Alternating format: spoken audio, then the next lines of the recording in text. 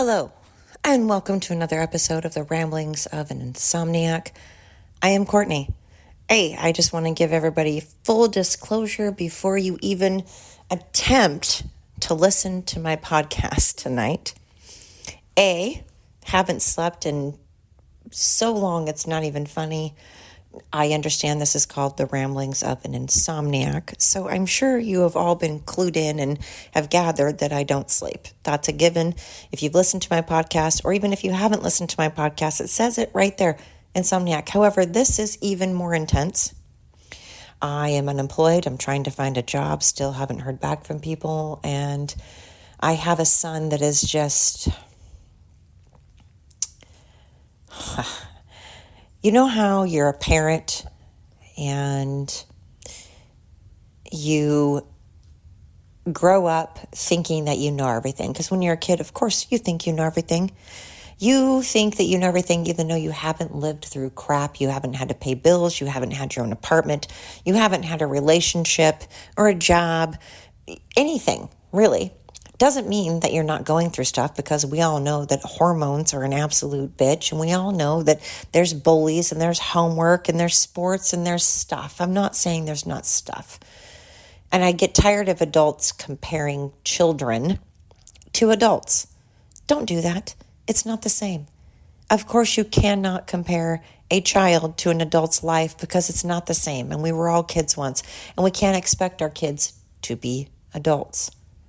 But on that same token, we also, when you're a grown-ass adult, when you are a full-grown adult, you also can't claim that you're an adult when you behave and act, behave and act are the same thing, but when you behave like a child, you do not get to claim to be an adult. You've kind of lost that right.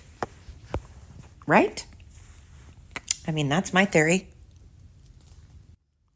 And I've said this so many times, I admit, I feel like I need to be like an AA, where you're like, hi, my name is Courtney, and I'm an alcoholic. I'm not an alcoholic. I don't need to be an AA, but I am an enabler. I do enable. And unfortunately, has 100% bit me in the ass. And considering I constantly go off on, if you've made your bed, then get comfortable lying in it. I say it all the time. I preach it all the time. And so I need to lie in the bed that I have made. I did this to myself. I'm not feeling sorry for myself. I don't think that I'm the victim. I'm just passing on information. And even though I'm not the victim, I still have a right to be upset. I am upset. Whether I have the right to be or not, I'm upset. I'm sad. I'm pissed. I'm tired. So, a long time ago, I met somebody and they made me laugh, and they challenged me in a great way. They made me think, and I got along with them really well. And so we built a life together. And then, unfortunately, that person was accused of doing something they 1,000% did not do. And I would get into the details of that and all of that, but it's kind of irrelevant. It's irrelevant in the sense that it's very relevant to their life and my life. Very, very relevant, but irrelevant to this particular podcast. But they got accused of doing something they didn't do and had to go to prison for 5 years. 5 years. And at that point, this person and I had been together for 4 years. And, I moved and I started a new life, and everything was great. We were getting along and laughing, and we both had great jobs, and we were both paying our bills and just doing well. We had plans to travel, and we both made, not like we weren't making awesome money, but we were middle class. We were middle class. And, but outside of that, his mom wasn't doing well and my mom wasn't doing well and my family wasn't doing well and my sons weren't doing well and my life was crumbling.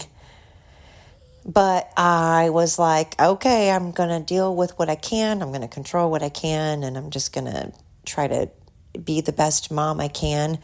And with my oldest son, I feel bad because I was 19 when I had him. And back then I was strong and confident and had energy. And I meant what I said. I didn't do I'm going to count to 3. No, it was, hey, please do this. And then if they didn't do it, I'd go, hey, please do this. And if they didn't do it, there was consequences. And no meant no. And there were boundaries, rules. But I loved my son more than anything in the world. And we went outside and were constantly playing board games and going outside and walking everywhere. And he ended up being somebody that never got into trouble and was such an amazing, amazing kid. And then he hit 18. And at 18, prior to 18, we lived in a very small town with only 5,000 people. And he was a big fish in a small pond, but a good kid, great grades, kind, respectful, popular, athletic, intelligent, good looking. Not just saying that. I know I'm biased. I'm a mom, and people are like, moms always say this. This is coming from many, many, many other people, teachers, friends, everybody. Very good looking, very intelligent, very charismatic, very respectful and kind and hilarious. Such a good kid. I raised a good son. And so did my husband, my then husband, their dad. And I went through a lot when I had him. I was young and I was working full time and going to school full time and trying to keep up, a job and school and a child in the house. And then unfortunately, unfortunately, their father and I got divorced. But before that, their father and I had another son, and that was amazing. They were 3 years, they are 3 years and 8 months apart. And so I was older this time. I was 23, and still in a good place and still thriving and doing okay. But unfortunately, I ended up having cancer and I ended up having meningitis, and I was in the hospital for 11 days with meningitis.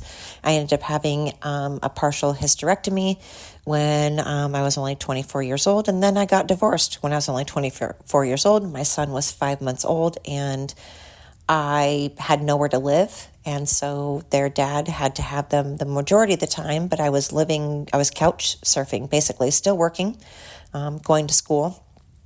But I had to couch surf, and then finally I got enough money to get my own apartment, and then my kids lived with me and their dad. I had them 4 days a week. He had them 3 days a week.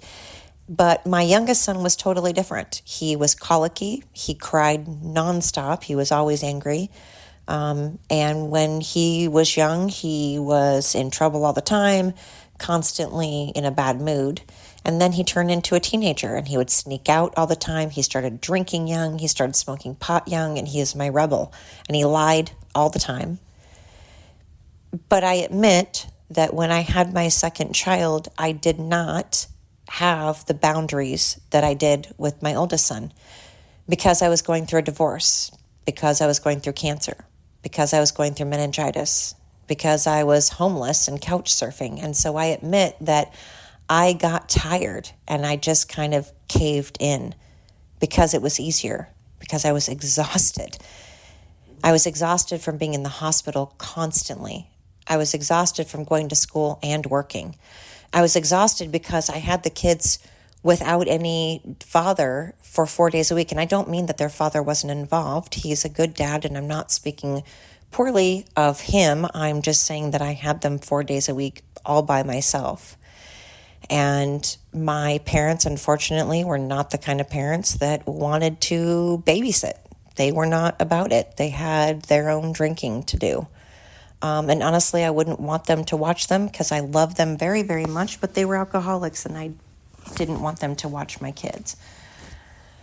So I had to do it on my own. And now, unfortunately, the product of me raising a child, so my oldest son ended up struggling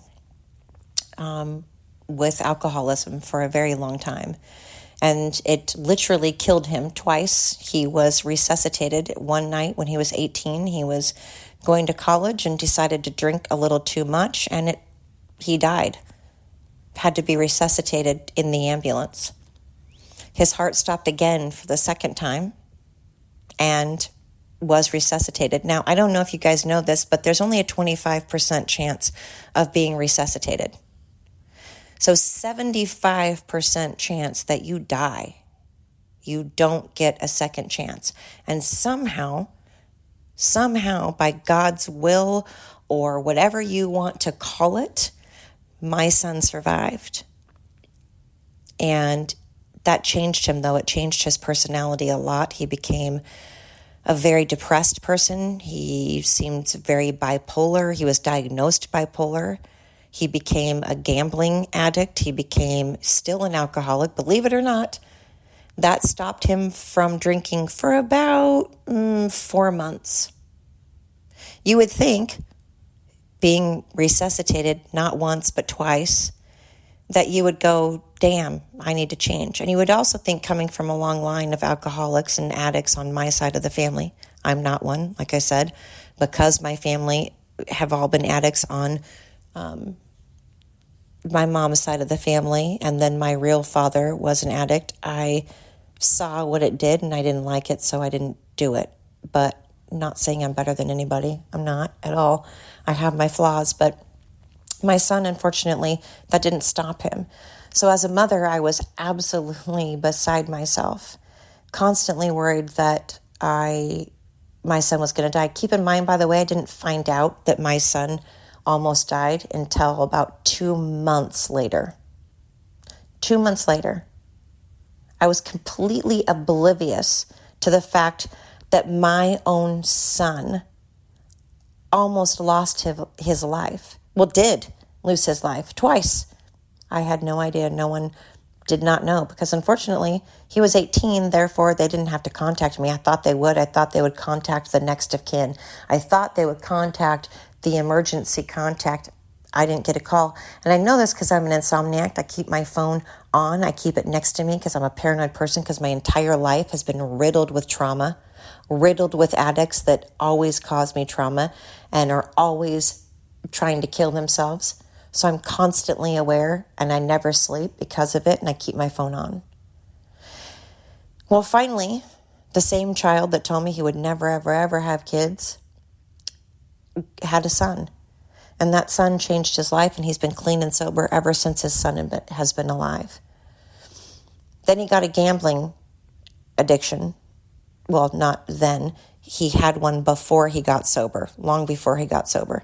And he just recently has been not gambling. I think it's been, July, August, September, October, November, like 3-4 months now. Because his son is the reason that he does anything. He's such an amazing, amazing father, and he's such a good human, and I just love him so much. And then his brother has been this child who has been, from the get-go, someone that has been screaming and yelling and throwing temper tantrums and hasn't stopped, and now he's 27. And he is very narcissistic. Very victim martyr mentality.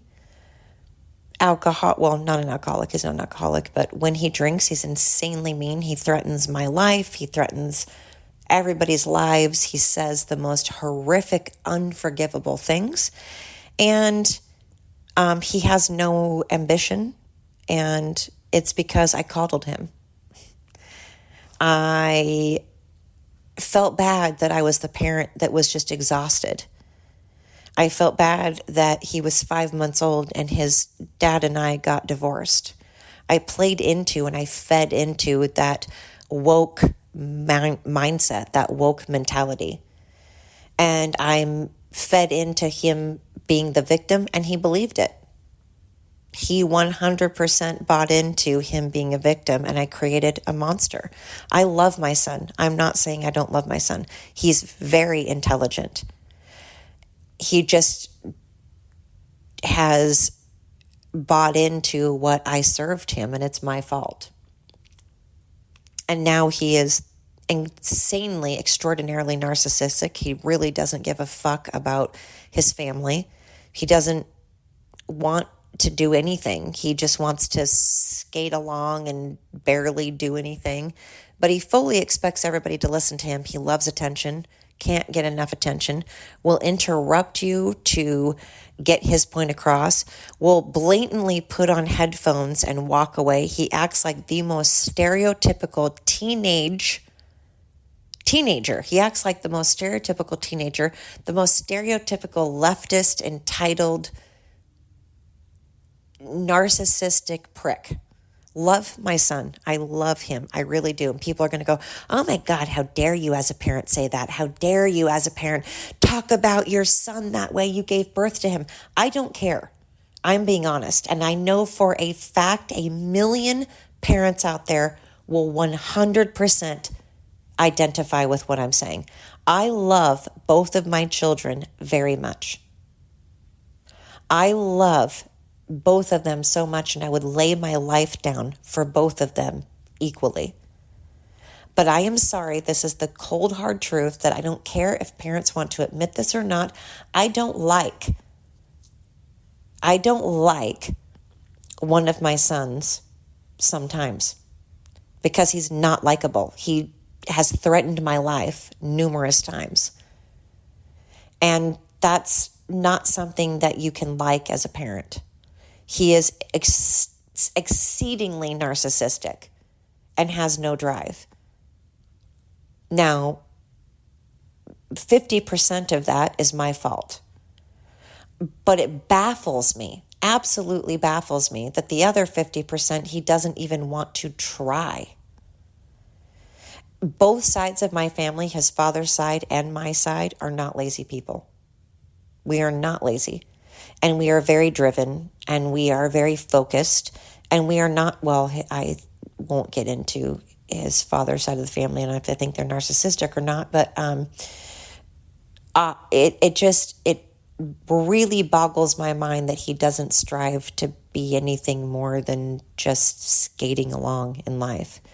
I want him to be happy. I want more than anything for him to meet somebody and be a father and be happy. I want him to have a social life. I want him to have a life of his own where he is successful. And I want to be a part of his life. But right now, I can't be. I can't. I asked him to live with me while my then fiance was put in prison for something he did not do. And again, I'm not going to get into that, but it's not an opinion. He didn't do it. And our judicial system is flawed, and that's a whole other podcast for a whole other day. And I've talked about the prison system and how we need massive reform. And the Chrisleys talk about this all the time, and I agree with the Chrisleys. And there are many, many, many people who deserve to be in prison. The majority of people do deserve to be in prison. However, there are people that are in prison that don't deserve it.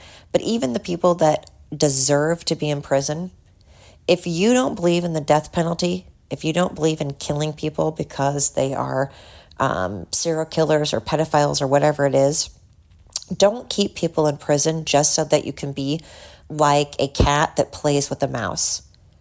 Don't keep people alive just so that you can torture them and torment them. Like, they're not there for fun and for sport to play with. Feed them food that is actually edible. I'm not saying make it a hotel. Don't make it comfortable. Don't make it a place that people want to be. But you need to feed them edible food, not food that's not for human consumption or that's expired. Not a food that you have to try to guess what it is. Because my fiance used to play a game where he's like, guess what I'm eating? Because they didn't know, because it was that bad. I'm just saying, like, at least make it where it's not crawling off the table like on Shawshank Redemption, because that does happen. Don't treat them like lower than life form and keep them alive just so that you can fuck with them. You may as well just put them to death then. My point is, if you're going to keep someone alive, that's just to torment them for eternity, that's worse than killing them. It really is. Anyway, my son is going to wind up in prison or dead, or homeless and miserable. One of my sons, because half of how I raised him, and then their dad likes to go, well, you this and you that. Meanwhile, he's at the other end of the state, not available, not into their life at all, and has always been like, you need to be a better parent. I'm like, or option B, I could be a better parent and you could also step up as a parent so that I'm not doing both jobs. I know I said earlier he's a good parent and he is in a lot of ways, but he's not there at all. He's not a parent that is there. I'm the one that chose jobs based on if I could still go to sports and parent-teacher conferences. I'm the one that signed up to be chaperones. I'm the one that had to volunteer for spaghetti night and for anything in sports and stuff. Not had to, I chose to. And I chose to take jobs that may make less money and that I may be miserable, but I'm doing it so that I could be an active part of my kids' lives. Now, I understand that not every parent has that opportunity. I understand that some parents have to choose jobs in which they need to make more money to be able to pay the bills, and therefore they can't always be there. I get that. Not knocking them. But don't knock my parenting skills when you're only there like 25% of the time. And in this situation, it could have been more. They were choosing not to. So I did what I could when I was young, going through a million things, like cancer, like meningitis, like a divorce, like being homeless, like going to school and working, like being a young mom with 2 kids. Again, I realize choosing to have 2 children and choosing not to have an abortion is my choice, but I chose life. And yes, it made my life more difficult, but also I have 2 sons that I love. But I don't care what parents say. When one of your kids turns out to be disrespectful and a narcissist and threatens your life all the time and isn't a very motivated human, you're not going to like them a whole lot. You're going to love them and you're going to wish them success and you're going to hope to God that they turn out to be a good human and that they pull their head out of their ass, but it doesn't mean that I have to like them. And again, I'm going to get comments and people are going to go, oh my God, that's so awful. But I also promise you there's a large majority of parents out there that feel the same way and just don't admit it. And I'm going to admit it. And it's just sad and it's frustrating because I come from a life of massive trauma from addicts that have never been there to the point that I'm 9 years old and I'm by myself in a large city, babysitting myself by myself in a big house, having to cook my own dinners. And then my parents would come home drunk off their ass with a cigarette, passing out with a cigarette. So I would constantly stay awake so that the house wouldn't burn down because I wanted to make sure that I could put out their cigarettes so that the house didn't burn down. And then they would get up from their drunken stupor, light another cigarette, and I would have to constantly stay awake because I knew that they would get up again and light another cigarette. I didn't want the house to burn down. So my life consisted of babysitting adults while I was 9 years old, making my own food, being alone in a huge house in a big city. And that never stopped. My own father died of a cocaine overdose. I had 3 fathers by the time I was 5 years old. All addicts. I've known nothing but violence and abuse from addicts that stay out and drink and drive and abuse each other and throw plates at each other and punch each other and literally have me on a bed, one with one arm, the other with another arm, using me like a tug of war. And then I get together with people that were alcoholics because that's all I ever knew. And they abused me, and they would be violent, and they were mean drunks. I never got together with people that were good, happy drunks. I never got together with people that weren't addicts. I got together with abusive addicts. And I continued the cycle up until recently. And now, unfortunately, my abusive addict adult son lives with me. Now, he lives with me, granted, originally, way from the beginning, only because I asked him to move in back when my fiance went to prison, because I had 3 acres of property, was working like 50 hours a week, and I had a lot of animals, and I had a mom that was dying, and I had to take care of my mom and work 50 hours, and taking care of dogs and property was hard. So I enlisted him to stay with me. And then he never left because I asked him to live with me to help me out. And then he got comfortable, and he got lazy and entitled, and turned into a narcissistic bastard who only likes himself. Well, actually, he hates himself a lot. He's incredibly insecure, and that's why he treats everybody else like crap. He's so insecure that he won't go out and try to be successful because he doesn't want to fail. He doesn't want to admit that he's scared. He's scared shitless and insecure, so he behaves like an asshole because he doesn't want to fail. And he doesn't realize that we all fail. All of us, when we first get our place and we first do stuff, we fail. That's just part of life. It's part of life. It's how you succeed, is by failing first, learning what not to do. We've all had the apartments that have had like the cinder block thing with the like plywood for a shelf and the lawn chair furniture and the top ramen. Top ramen's still good, by the way. You crack an egg out. There's like 100 ways you can make top ramen. It's not bad. But anyway, I've created a monster, and now to this day, he's out drinking while I'm sitting here anxiety-ridden. He doesn't give a shit. He doesn't care that it's traumatizing for me to have to stay up and wait for alcoholics, because I don't know if they're going to come back and punch a hole in the wall, punch me, get me kicked out, because that's what alcoholics do. They set fires. They have cops called. They punch things. They punch people. They punch walls. They scream. They're liars. They're untrustworthy. They're unstable. And now I've got another one living with me. I finally leave one and I go to another, and it's ridiculous. So to everybody out there that's doing this, stop. Stop. As an old person with an old adult living with them, it doesn't work.